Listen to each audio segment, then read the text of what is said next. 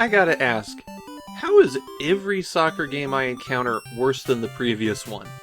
Nintendo's Soccer was released almost 5 years exactly before this game, and it was much better than Power Soccer. When you start the game, you're prompted to enter a password. When you power the system on, it's filled with all zeros, so you'll just have to accept that one. You're given your choice of 2 teams, both of which are identical, and then you have your choice of 2 different formations. Do you want your left or right forward to be very slightly further positioned? After making those absolutely vital decisions, it's time to start playing. It's a 6-on-6 soccer match, and the controls are hitting the A button will kick the ball way down the field uncontrollably in a vague direction, and B will cycle through which player you're controlling. Note that that is not switching to the player closest to the ball, it's just switching between players. There's no passing, since you can't really control where the ball goes, and players not under your direct control tend to just stand there and watch the ball roll past them.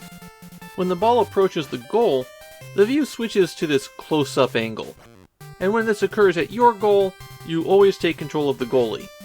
And when the goalie gets the ball, you always pass it in, effectively straight ahead. When someone scores a goal, play resumes by having the team that had the goal scored on them kicking the ball to the team that scored the goal. As you run around the field, it can be difficult to tell who has control over the ball. You'll pass through the player that's dribbling and not really be sure if you stole it or not. You have 2 45-minute halves, like you'd expect, though the time is ticking down much faster than 45 minutes. If the score is tied at the end of that, you go into a 10-minute overtime, and then you go into double overtime, and then you go into triple overtime, and then you finally go into a shootout. The shootout continues forever until one person successfully scores a goal. Win or lose, you get a password to keep track of your record, and you beat Power Soccer by winning 5 games. Power Soccer is entirely in English, which makes it likely that they were trying to target a US release for it, but for some mysterious reason, it was never released in the US. And by mysterious reason, I mean its reputation as one of the worst sports games on the Famicom. The very few Japanese sources I could find that mention it all talk about how bad the game is. It's literally the only thing people have to say about it.